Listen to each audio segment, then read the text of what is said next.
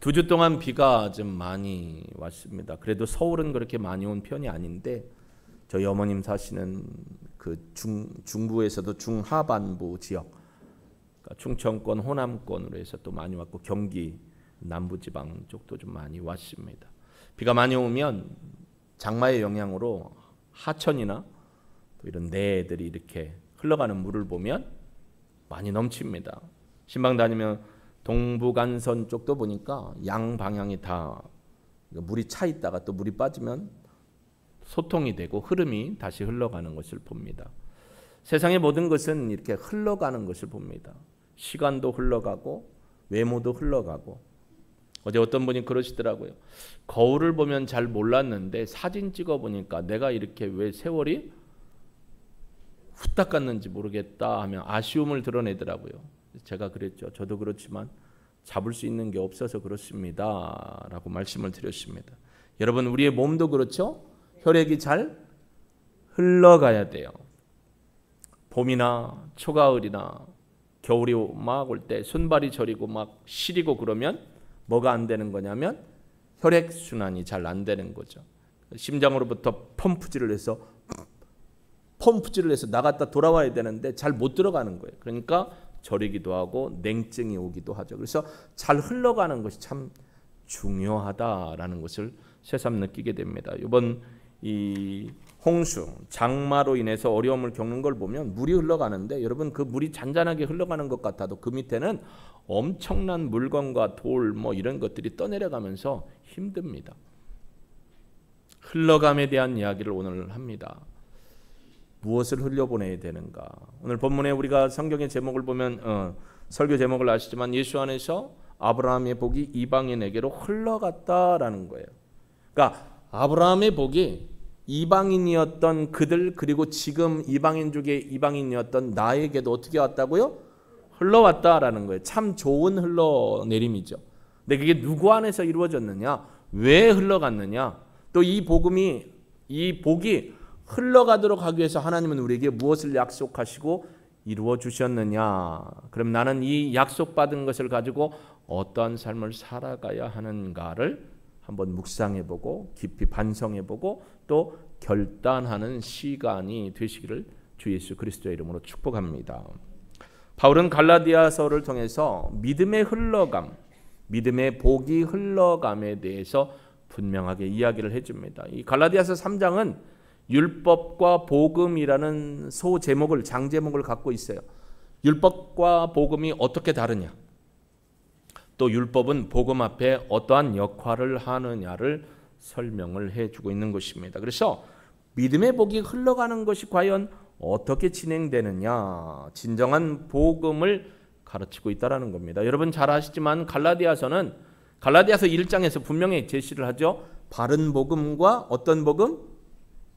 다른 복음을 얘기합니다. 바른 복음 안에 굳게 서 있어야 한다. 다른 복음은 절대 우리가 용납할 수도 받아들일 수도 가까이 해서도 안 된다라는 것을 깨우쳐 주죠. 그래서 바른 복음은 예수 그리스도의 십자가의 죽으심과 대속의 은혜의 속죄 사역을 통해서 우리를 구원시켜 주신 그 은혜, 할렐루야. 이 은혜로 말미암아 예수님이 부활하셨고 승천하셨고 다시 오실 것처럼 우리도 예수님과 같은 모양으로 부활한다. 할렐루야. 여러분, 이 부활이 얼마나 기쁜지 몰라요. 부활만 기쁜 게 아니에요. 부활과 함께 세트로 오는 예수 그리스도의 복음은 반드시 뭐가 있다라는 거냐면, 얘기해 보세요. 반드시 뭐가 있어요? 부활과 함께 반드시 세트로 이루어져야 하는 게 복음의 내용이에요. 반드시. 그렇죠. 제가 이렇게 말씀을 드리잖아요. 재림의 신앙입니다. 부활과 재림의 신앙이 세트입니다. 하나만 믿는 게 아니에요. 다 믿음으로 우리가 서는 거죠. 그래서 진정한 복음이 무엇인가를 설명하면서 아브라함의 복이 우리에게 어떻게 흘러왔고 왜 흘러왔고 우리는 그것을 어떻게 흘러보내야 하느냐라는 거죠. 제가 일부 예배 때도 말씀드렸지만 젊은 부부인데 참 잘 흘려보내요. 긍휼과 자비의 마음으로 어렵고 힘든 분들을 위해서 잘 흘려보냅니다. 이번 이 장마 아직 안 끝났지만 동대문에도 지하교회에 있었던 우리 동대문 교구협의회 교회도 물이 발목 이상이 찼어요.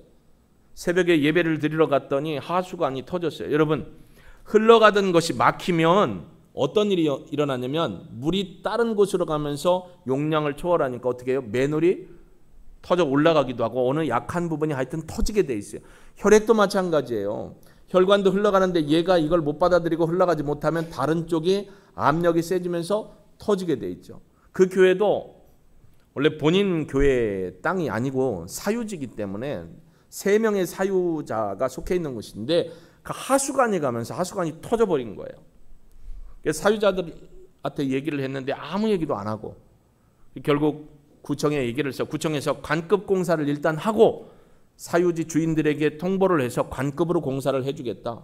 물을 퍼내는데 발전기 대가지고 새벽부터 막 빨아내고 쓰레바지로 해갖고 푸고 큰 대야에 놓고 그걸 또 날라다 푸는데 마음이 아프더라고요. 여러분, 잘 흘러가야 되는데 잘못 흘러가니까 물이 터져버린 거예요. 복음도 그러니까 어떻게 흘러가야 돼요? 잘 어떻게? 바르게 흘러가야 한다라는 것이, 그걸 오늘 본문은 우리에게 말씀을 해줍니다. 그래서 아브라함이 누렸던 복은 믿음을 통한 영적인 복이다. 그리고 성취는 예수 그리스도의 십자가의 대속을 통해 이루어졌다. 우리는 그 이방인 중에 이방인이었는데 그 복을 누리고 지금 하나님 앞에 은혜의 삶을 살고 있다라는 것을 깨닫게 합니다. 여러분, 사람들은요 복받기 참 좋아합니다. 그래서 어떤 닭은 이렇게도 울어요. 뽁뽁뽁뽁뽁뽁뽁뽁뽁뽁뽁뽁뽁뽁뽁뽁뽁뽁. 복이, 닭도 얼마나 복받고 싶으면 복복복복복복복복. 그래서 언제 죽어요 닭이? 초복, 중복, 말복에 죽는 거예요. 복복복복복복복복복복복복 하다가 초복 죽고 중복 죽고 말복에 죽는 거예요. 여러분, 복도 하나님의 복을 구해야지 세상의 복. 어떤 복이에요? 쓸데없이 건강해지려고 하는 복. 어떤 분은 그래요. 나이 들어서 병도 없으면 좋겠고 하나님 믿고 예수님 믿고 했으니까 치료받기도 좀 원했으면 좋겠는데, 여러분 성경에 보니까 안타까운 것은 나이 먹으면 다 죽는데요. 조금 더 사는 것뿐이지. 안 죽으면 세상의 인구는 절감하지 않고 늘어나겠지만 이 지구가 힘들 것 같고 부하에 걸려서. 똑똑함의 복도 있고 재물의 복도 있고 출세의 복도 있고 형통의 복도 있고 갖고 싶은 복도 있고 지위의 복도 있고 명예의 복도 있어요. 근데 대부분 이게 다 어떤 복이냐면 보여지는 복이에요. 보여지지 않는 복도 여기에 열거를 했지만 보여지는 게, 그러니까 다른 말로 하면 사람들은 복은 뭘로? 눈에 나타나는 것을 더 추구한다라는 거죠. 그러니까 안 보이는 건 별로 신경을 안 쓴다라는 거예요. 근데 여러분, 보이는 건 못지않게 안 보이는 것도 더 중요하고 아주 중요해요. 안 보이는 복 중에 어떤 복? 하나님과의 관계의 복, 믿음의 복. 우리 안에서 사람과의 관계, 어디 가든지 사람이 참 잘 붙는다. 어떻게 사람 좋은 사람들이 모여든다. 긍휼의 복, 모임의 복. 어디 가면 이 사람은 문제를 잘 해결해 주는 분, 양자를 균형 있게 맞춰주는 복. 이런 복을 받으시길 주의 이름으로 축복합니다. 겸해서 받으십시오. 이것만 얘기하면 아멘을 안 하는 분이 있어서 겸해서 받으시기를 바랍니다. 여러분, 근데 눈에 보이는 것만이 전부는 아니잖아요. 우리 그림 한번 보실까요?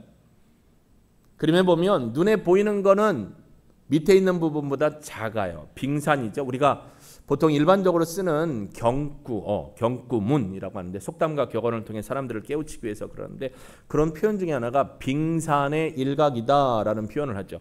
이게 뭐냐면 빙산의 일각이라는 건 위에 보여주는 건 조금인데 그 밑에는 엄청난 크기와 엄청난 무게가 있다라는 거죠.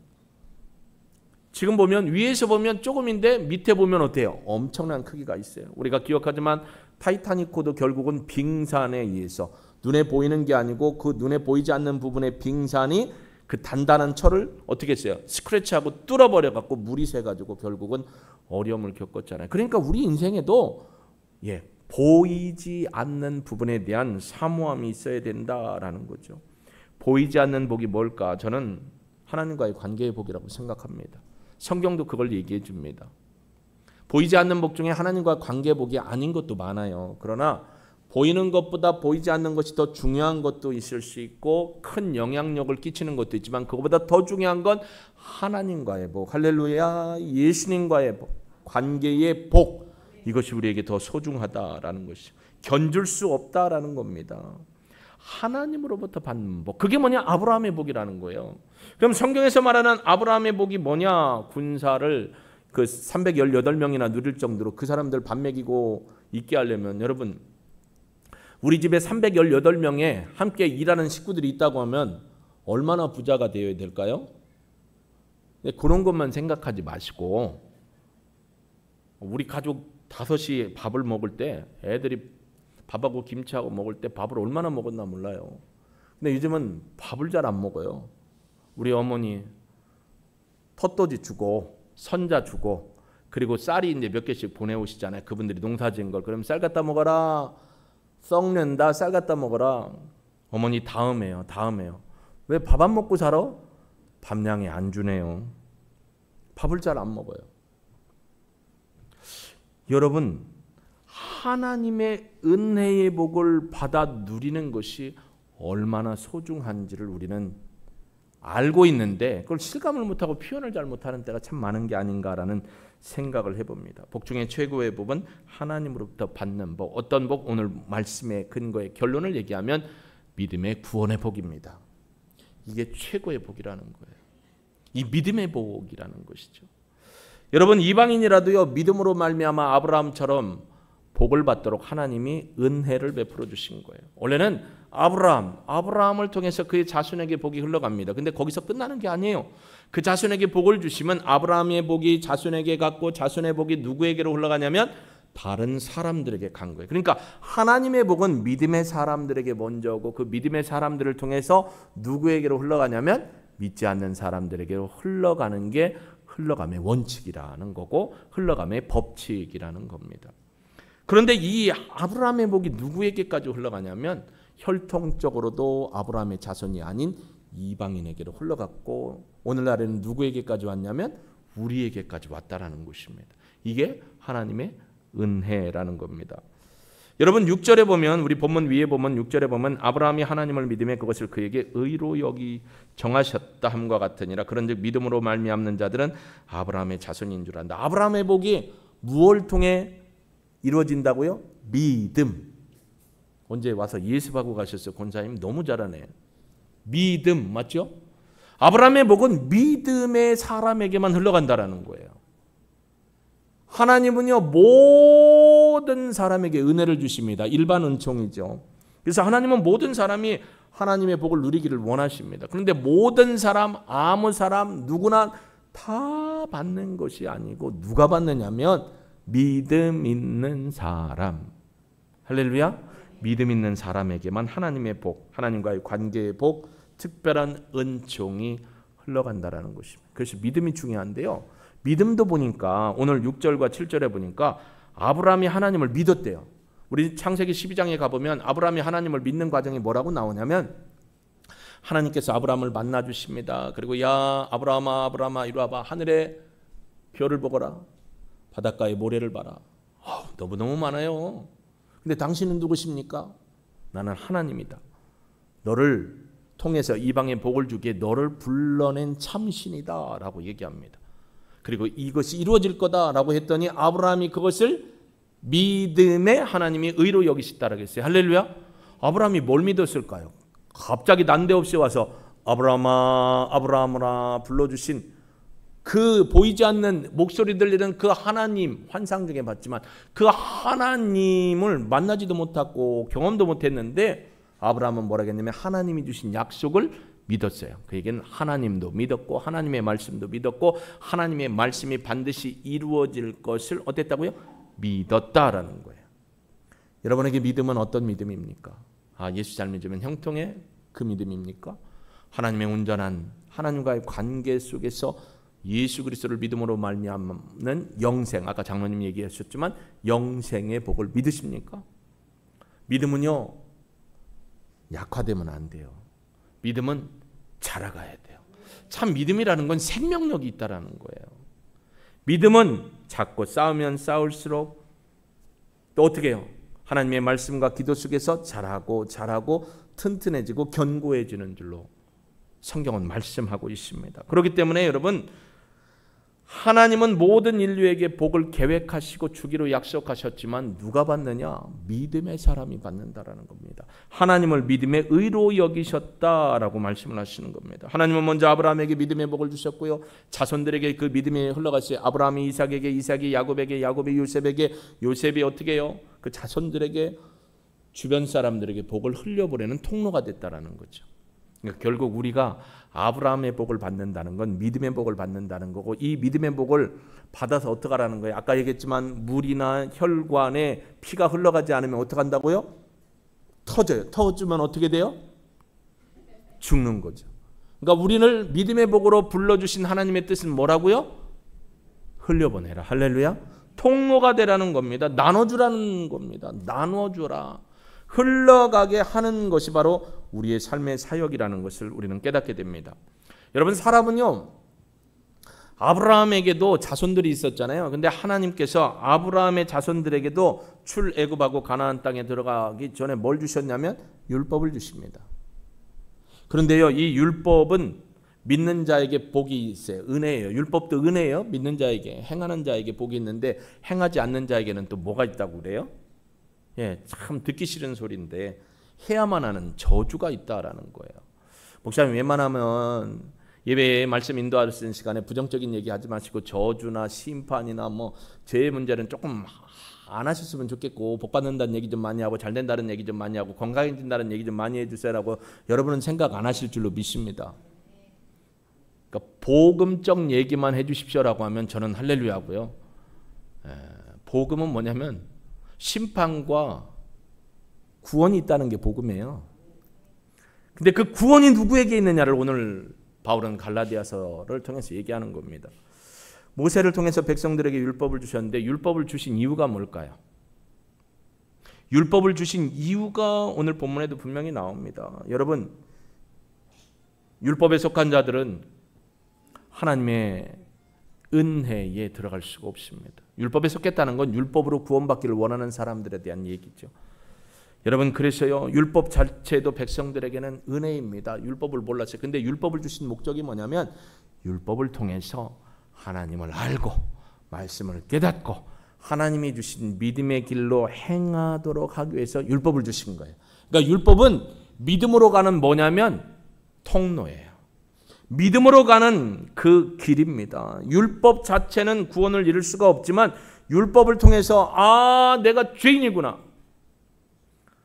내가 나 스스로 구원을 이룰 수 없는 사람이고 한계를 가진 인간이구나라는 자기 인식을 가지면서부터 그럼 어떻게 해야 하지라는 질문을 하게 되죠. 그리고 어떻게 해야 하지라는 질문을 통해서 우리가 누구에게로 갈 수 있는 길이 열리냐면 하나님께로 갈 수 있는 믿음의 길이 열린다라는 것입니다. 그러니까 여러분, 율법은 필요 없는 게 아니에요. 신명기 28장에 대표적으로 보면 신명기 28장 1절에서 14절은 율법의 말씀을 삼가 듣고 지켜 행하면 복이 임할 것이다 라고 하고 15절부터 60몇 절 마지막 절까지는 그런데 율법의 말씀을 지키지 않는 자들에게는 저주가 일어나는데 이런 저주가 있다. 1절부터 14절에 반대되는 저주가 엄청나게 많이 있습니다. 그러면 하나님은 이런 거 만들지 말지, 율법 안 주면 우리가 저주를 안 받을 텐데, 똑같은 얘기가 뭐냐면 선악을 알게 하는 나무에 만들지 말지 왜 만들어가지고 오늘날 이 모양 이 꼴로 내가 이렇게 힘들게 어렵게 살아야 되냐 하는 건데요. 여러분, 제가 여쭙고 싶을게요가 아니고요. 여쭙고 싶으시게도 아니고 여쭙습니다. 여러분, 오늘 예배에 자원함으로 나왔어요? 어찌할시 나왔어요? 제 얼굴 때문에 그냥 괜히 한번 도장 찍으러 나왔어요? 자원함으로 왔잖아요. 하나님 앞에 예배드림이 자원함이죠. 하나님이 주신 말씀을 지키는 게 자원함이에요? 억지예요? 선악을 알게 하는 나무는 우리의 영생의 문제하고는 관계가 없었어요. 왜냐하면 그 옆에 영생의 나무를 주셨잖아요. 선악을 알게 하는 나무의 특징은 네가 진짜 스스로 자원함으로 하나님을 온전히 여기고 하나님만을 바라보며 하나님을 높이느냐, 야래 경외하느냐라는 것 확인하는 거예요. 오늘날로 따지면 여러분이 붙들고 있는 것 중에 하나님보다 더 붙들고 있는 것, 돈이나 명예나 권세나 자식이나 붙들고 있는 게 뭐라고요? 선악을 알게 하는 나무의 실과인 거예요. 자원함으로 놓으시고 하나님을 또 가야 합니다. 근데 이게 놓는 게 쉬워요?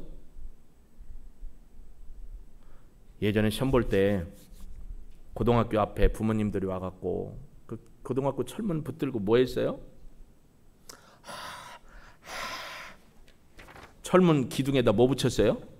엿도 붙이고 딱 눌러놓고 잘 안 떨어져요. 마찬가지예요. 우리가 욕망을 가지고 하나님 이외의 것을 붙들고 있는 건 안 떨어져요. 우리 손에서 떼기가 너무 어려운 거예요. 그렇기 때문에 하나님은 우리의 마음에 자원하는 마음을 주셔서 하나님을 섬기게 해주신 겁니다. 율법도 사실은 자원함으로 지켜야 되는데 우리 인생은 안 돼요. 유대인들은 뭐라고 하냐면 613가지의 율법을 다 지킨다고 하는 바리새인들, 정말 정통 극우 바리새인들이 있는데 613가지를 39가지로 딱 줄였잖아요. 근데 그 39가지도 잘 보면 빠져나갈 구멍을 만들어놨어요. 참 재미있어요. 빠져나갈 구멍을 만들어놨다는 건 본인들도 다 못 지킨다는 것을 얘기해 주는 거죠. 여러분, 율법을 사람이 다 지키면 하나님이 구원의 은혜라는 믿음을 줄 이유가 없었죠. 한계를 알려준 거예요. 율법 앞에 나는 죄인이구나. 그래서 나는 율법으로는 구원받을 수가 없구나를 깨닫게 하는 것이 바로 믿음을 줬다라는 거죠. 그림, 재미난 그림 하나 좀 보여드릴게요. 금요일날 보여드린 건데 여러분 이 문구를 한번 잘 생각해 보십시오. 확대해 주시고 글씨를 한번 보겠습니다. 같이 한번 읽어봅니다. 시작. 오 원죄 없이 잉태되신 마리아님, 당신께 의탁하는 저희를 위하여 빌어주셔서. 뭐 없이 태어나셨다고요? 죄, 원죄 없이 태어나셨대요. 마리아님이. 여러분은 어떻게 생각합니까? 이게 지금 어디에 있는 거냐면 캐톨릭 병원에 있는 전체 그림을 보면 마리아 밑에 글씨를 써놓은 거예요. 원죄 없이 태어나신 마리아님이라는 거죠. 왜 저런 황당한 문구가 나왔냐면 논리적이고 이성적으로 따지다 보는 거예요. 믿음으로 따진 게 아니에요. 하나님은 여러분 산자도 죽이고 죽은 자도 살리는 줄로 믿습니다. 하나님은 권능으로, 말씀의 권능으로 천지도 만물도 창조하셨어요. 근데 그 권능을 믿지 않으니까 어떻게 되는 거예요? 아, 마리아 몸에서 예수님이 났는데 마리아도 죄인이면 뱃속에 있는 예수님도 뭐라는 거예요? 죄인이다라는 논리로 간 거예요. 그러니까 논리로 가다 보니까 안 되니까 마리아도 뭐가 없어야 돼요? 죄가 없어야 돼요. 그러다 보니까 마리아가 원죄가 없이 태어났다라고 하는 거죠. 근데 이거는 뭐예요? 논리적으로는 그렇게 맞춰갈 수 있지만 이성적으로는 하나님의 권능을 믿지 않는 불신행입니다. 하나님은 분명히 창세기 3장 15절에서 여자의 후손을 통해서 백성을 구원하시고 사단의 머리를 깨트리신다고 말씀하셨습니다. 하나님이 말씀하셨다고요. 근데 하나님이 말씀하신 것을 왜 부인해요? 성령의 씨로 말미암아 예수님이 잉태됐다겠어요. 우리의 논리와 이성은 믿을 수 없지만 하나님의 권능이 그렇게 해주셨어요. 그래서 예수님은 이 땅의 유일하신 여자의 후손이다라고 말씀을 해주셨습니다. 그래서 여러분 캐톨릭에 보면 마리아를 위한 5가지 거짓말이 있어요. 그러니까 본인들은 진리라고 믿어요. 마리아는 원죄 없이 태어났다. 마리아는 부활 승천했다. 마리아는 뭐예요? 마리아는 하나님의 어머니다. 뭐 이런 식으로 해서 5가지. 저하고 예전에 침례 교육을 받았던 분들 중에 기억하는 분이 있을 거예요. 로만 캐톨릭이 만든 마리아에 대한 5가지 숭배 사상. 죄송하지만 마리아도 죄인이에요. 통로로만 쓰였을 뿐이죠. 여러분, 마리아도 죄송하지만 율법 앞에는 죄인인 거예요. 그러면 마리아의 엄마 아버지는 또 어떻게 해야 돼요? 마리아 엄마 아버지가 있으면 안 되겠죠. 그러니까 마리아는 어떻게 태어나야 돼요? 그러면 신령하게 태어나야죠. 그래야 죄가 없는 사람이 되잖아요. 엄마 아빠가 있다라는 거, 엄마 아빠의 죄가 마리아에게로 왔으니까 마리아도 죄가 있으면 안 돼요. 그러니까 자꾸 이성과 논리로 따지다 보니까 사람을 현혹시키는 겁니다. 하나님의 전능하심을 믿을 때의 성령의 잉태함이 우리에게 믿음으로 다가오는 것이죠. 여러분, 율법 앞에 떳떳할 사람 아무도 없습니다. 저도 마찬가지입니다. 그런데 하나님은 율법으로 안 되는 의로움을 믿음이라는 것을 통해서 성취하셨다라는 거죠. 사도 바울은 하나님 앞에서 율법으로 의롭게 되지 못함을 분명하게 선언합니다. 오늘 말씀에도 그렇게 나와 있습니다. 무릇 율법 행위에 속한 자들은 저주 아래 있나니 기록된 바 누구든지 율법책에 기록된 대로 모든 일을 항상 행하지 아니하는 자는 저주 아래 있는 자라 하였습니다. 11절 하나님 앞에서 아무도 율법으로 말미암아 의롭게 되지 못할 것이 분명하다. 율법으로는 우리가 의로워질 수 없다라는 거예요. 하나님이 그걸 허락하지 않으셨다라는 거죠. 여러분, 바울도 한번 생각해 보세요. 가말리엘이라는 당시의 최고의 명문대학의 최고의 율법학자였던 그분의 밑에서 사사를 받은 최고 1등 졸업자가 누구냐면 바울이에요. 본인도 율법에 능통한 사람이라고 여겼어요. 그런데 예수님을 만나고 보니까, 예수님을 통해서 은혜를 경험하고 보니까, 과거의 삶을 돌아보니까 율법으로 자신이 아무리 의로워지고 노력하려고 하고 깨끗해지려고 했음에도 불구하고 뭐가 남았어요? 마음에 꺼리낌이 남았던 거예요. 마치 종교개혁 시기에 루터라는 수사가 로마의 교황이 얘기하는 걸 다 지키고 금식을 하고 수행을 하고 해도 마음속에 꺼림직하니 해결되지 않는 게 있는 거예요. 근본적인 것. 근데 하나님의 말씀을 통해서 루터가 깨닫고 결국 어떻게 95개족의 반박문을 비텐베르크 성당에 박죠. 그 얘기는 우리 이걸 갖고 토론해보고 따져보자. 이게 맞는지 틀린지. 당시에는 그랬어요. 뭐 논의할 거 있으면 갖다 비텐베르크 성당에다 갖다 붙이는 거예요. 그러면 이제 그걸 갖고 회의가 걸려서 따지고 밝히는 일을 하는 거죠. 여러분, 우리의 행동으로는 절대 의로움이 될 수 없다라는 겁니다. 그러니까 뭐라겠냐면 그 뒷부분에 일 있죠. 11절 뒷부분. 이는 의인은 믿음으로 말미암아 살리라인가 같으니라. 여러분, 갈라디아서나 히브리서에도 보면 오직 의인은 믿음으로 말미암아 산다라는 말이 있는데 구약에도 있죠. 어디에 나와 있죠? 그렇죠. 하박국. 호박국 아닙니다. 하박국. 오늘 같은 날은 호박대기 호박 쳐서 호박 이파리 탁 쳐갖고 된장 풀어갖고 맛있게 끓여 먹으면 참 좋은데, 하박국 2장 4절에서 분명히 얘기합니다. 성경 한번 같이 읽어볼까요? 시작. 보라, 그의 마음은 교만하여 그 속에서 정직하지 못하나 의인은 그의 믿음으로 말미암아 살리라. 할렐루야. 예수님이 오시기 전 구약에도 오직 의인은 뭘로 산다고요? 믿음으로 말미암아 산다라고 얘기합니다. 구약 시대에도 오직 의인은 믿음으로 말미암아 산다라고 한 거예요. 왜 하박국이요 이런 소리를 선포하게 됐냐면, 하박국이 보니까 유다 백성들이요 너무 범죄가 심하고 잔인하고 하나님을 따르지 않습니다. 하나님, 어떻게 백성들이 이렇게 하나님이 주신 말씀을 선포하는데도 백성들이 이렇게 돌아오지 않습니까? 저 죄인들 그냥 놔두겠습니까? 악인들을 놔두겠습니까? 심판해야 하지 않겠습니까? 이게 하박국의 질문, 첫 번째 질문. 하나님이 대답하십니다. 그래, 내가 그들을 심판하겠다. 그런데 내가 바벨론을 통해서 심판하겠다. 하박국의 두 번째 질문. 하나님, 그런 일이 어딜 수 있어요? 우리 유다 백성보다 더 잔인하고 죄가 많고 파렴치한 저 바벨론을 데리고 이 백성을 심판한다고요? 말도 안 되는데요. 좀 깨끗한 사람을 가지고, 깨끗한 나라 백성을 가지고 심판해야 되는 거 아니에요? 근데 하나님이 그럽니다. 바벨론도 내가 심판할 거야. 하나님의 두 번째 대답입니다. 그러면서 하나님의 공의를 나타냅니다. 그때 하박국이 깨닫고 하박국 3장에서 뭐라고 고백하죠? 무화과 나오셔야지. 오토매틱. 나뭇잎이 마르고 포도 열매가 없으며 감람나무 열매 그치고 논밭에 식물이 없어도 나는 여호와로 말미암아 감사하고 기뻐하라. 그 얘기는 하나님의 뜻을 내가 알고 하나님의 뜻이 이루어지기를 소망합니다라는 거예요. 하박국은 의로운 선지자였어요. 백성들이 너무너무 징글맞고 싫었어요. 하나님은요 뭐라고 말씀하시냐? 그들을 정죄하지 마라. 그들을 판단하지 마라. 너는 그 믿음으로 나한테 영원히 서일 수 있다고 생각하느냐? 깨우칩니다.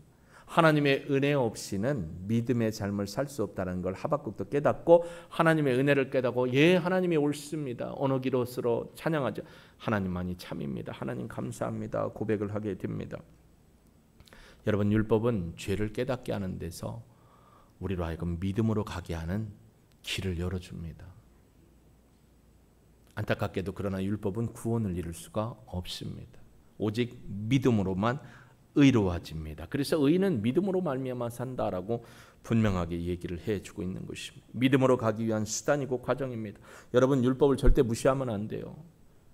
율법을 지켜가면서, 하나님의 말씀을 지켜가면서 삶을 살면서 나의 한계도 경험하면서, 하나님, 주님의 도우심이 없이는 내가 너무너무 힘듭니다.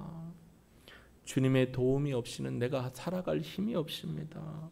저는 이 말씀을 지키고 싶고 열심히 살아가고 싶은데 안 돼요. 하나님 어찌할까요? 도와주세요. 하나님의 도우심을 구하는 기도가 믿음의 사람에게는 더 크게 나타난다라는 것입니다. 나는 잘해. 난 문제 없어. 아니요. 어쩌면 도리어 나는 문제가 많습니다라는 걸 역설적으로 고백하는 것일 수도 있습니다. 여러분, 믿음으로 사는 삶, 의로움으로 증명하는 믿음의 삶을 살기를 원한다면 하나님이 우리에게 주신 바른 복음의 길로 달려갈 수 있기를 주의 이름으로 축복합니다. 근데 하나님은요, 약속하신 성령으로 이방의 복음을 전하게 하셨다라는 거죠. 오늘 13절에 보면 그리스도께서 우리를 위하여 저주를 받은 바 되사 율법의 조시에 우리를 속량하셨으니 기록된 바 나무에 달린 자마다 저주 아래에 있는 자라. 여러분, 예수님이 나무에 달리셨습니다. 여러분, 나무에 달린 자마다 어떤 거라고요? 신명기 21장 23절에 보면 이렇게 얘기를 합니다. 여러분 같이 한번 크게 읽어보시게. 신명기 21장 23절 읽습니다. 그 시체를 나무 위에 밤새도록 두지 말고 그날에 장사하여 내 하나님 여호와께서 내게 기업으로 주시는 땅을 더럽히지 말라. 나무에 달린 자는 하나님께 저주를 받았음이니라. 아멘. 여러분, 예수님이 십자가에 달렸을 때 그 많은 사람들이 예수님을 향하여 뭐라고 했죠?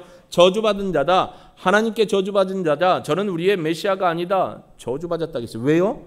나무에 달린 자마다 저주받은 자라고 이미 구약에서 말씀을 했기 때문에 사람들은 그걸 알고 있었어요. 그래서 예수님을 로마의 이 처형법인 십자가 처형법으로 죽일 때 사람들이 그러는 거예요. 어제까지도 따랐던 사람들이 저주받은 자요 라고 얘기하는 거예요. 예수님 솔직히 얼마나 기분 나쁘셨을까요? 근데 예수님 그런 마음이 없었어요. 아버지, 저들을 불쌍히 여겨 주옵소서. 저들이 하는 일을 알지 못합니다. 그러니까 예수님을 바로 모르면 하나님이 기뻐하지 않고 하나님이 우리에게 주신 것을 거꾸로 행할 수가 있게 되는 것이죠. 여러분, 비록 율법이 주어졌지만 율법은 저주 아래 있게 하는 기능을 하게 되는 것이죠. 자신이 율법의 저주 아래 놓였다는 걸 깨닫는 게 은혜입니다. 그리고 주님을 찾는 게 은혜입니다. 여기 보면 속량이라는 단어가 나옵니다. 헬라어로 엑사고라조라는 거예요. 값을 치르다, 사다, 되돌려내다, 경제 용어입니다. 우리의 죄의 모든 값을 다 치르셨다라는 거예요. 누가요? 십자가에 달려 돌아가신 예수님께서. 그래서 이 저주를 십자가로 풀어버리신 거죠. 십자가의 사건을 우리는 속량 사건이라고 안 해요. 속죄, 속량, 사욕이라고 해요. 왜요? 예수님이 순종함으로 이 일을 이루셨기 때문입니다. 여러분, 하나님이 우리를 위한 구원 계획을 무엇을 통해 이루셨냐면 십자가의 사역을 통해 이루어 주셨습니다.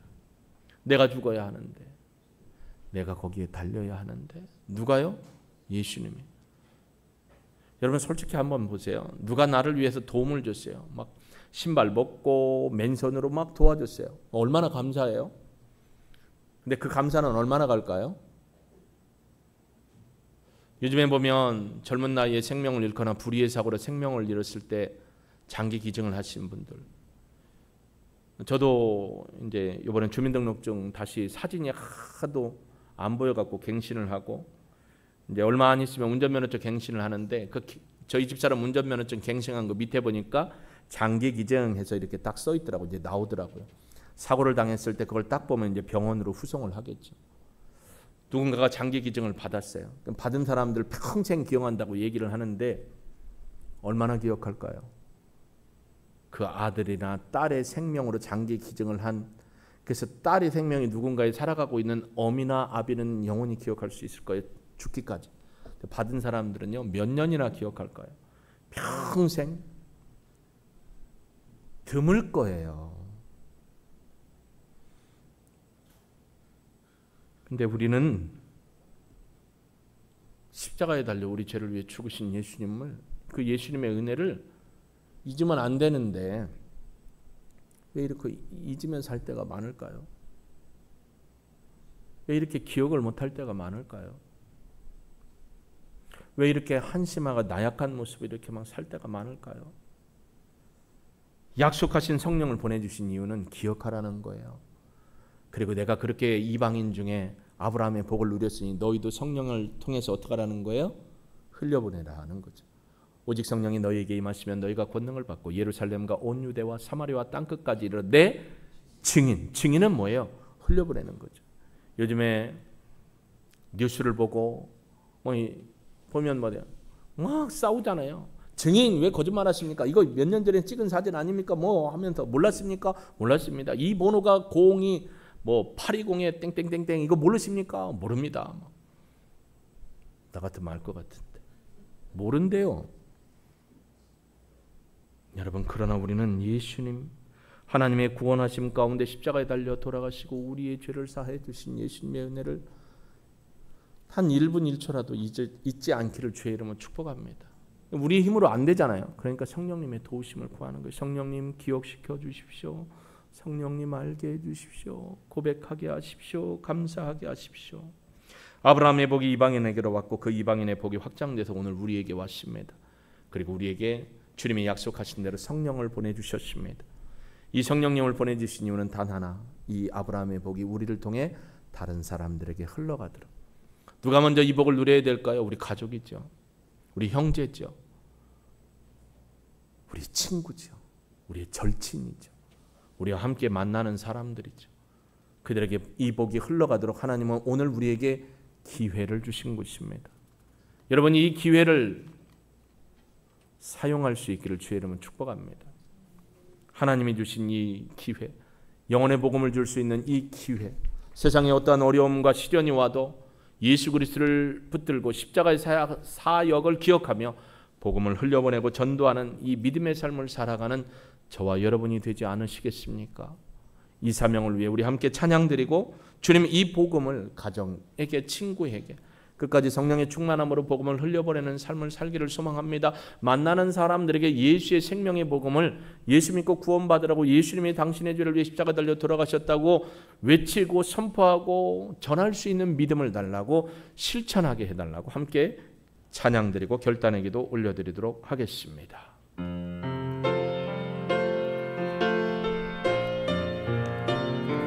어떠한 어려움과 방해가 있어도 믿음으로 전하기를 소망합니다.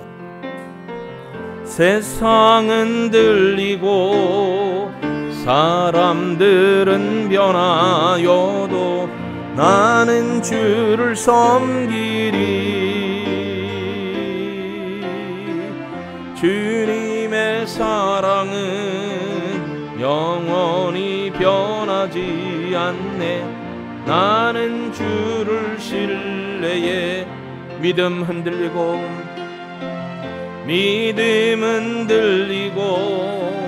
사람들 주를 떠나도 나는 주를 섬기리. 주님의 나라는 영원히 쇠하지 않네. 나는 주를 신뢰해. 오직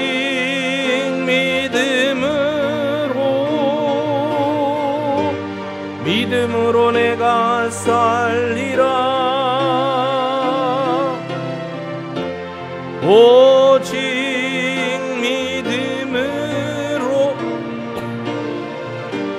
믿음으로 내가.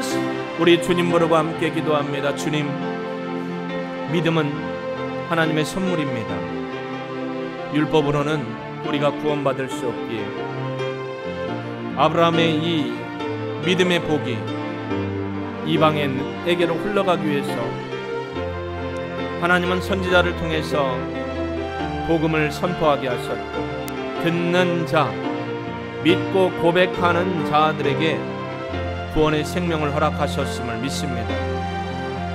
이방인에게로 흘러왔던 복음이 이 대한민국에, 저희 가정에, 우리 성도들 가정에, 우리 성도들에게 들려지게 하시고 믿게 하시고 구원을 베풀어 주신 하나님의 은혜를 찬양합니다. 오직 하나님만 바라보는 절대 믿음으로 하나님을 신뢰하며 살아가는 우리가 되기를 원할 뿐만 아니라 오늘 성령을 통하여서 하나님 우리로 복음이 흘러가도록, 막히지 않도록 우리 가족에게, 내 귀한 친구들에게, 함께 삶을 살아가는 동료들에게 예수를 증거하게 하신 하나님, 두렵고 떨림으로 주님의 이 사명을 감당하고 세상의 그 어떤 방해와 조롱과 수치에도 예수를 전하고 예수를 자랑하고 예수의 복음, 십자가의 복음을 전하는 우리가 될 수 있도록 성령님 역사하시고 우리를 마음껏 사용하여 주옵소서. 예수님의 재림은 분명한 사실입니다. 예수님의 재림이 있을 때까지 살아가는 동안 복음의 증인의 삶을 감당하고 우리 가족을, 이웃들을 주께로 인도하는 사명 이루게 하여 주옵소서. 예수님의 이름으로 기도합니다. 아멘.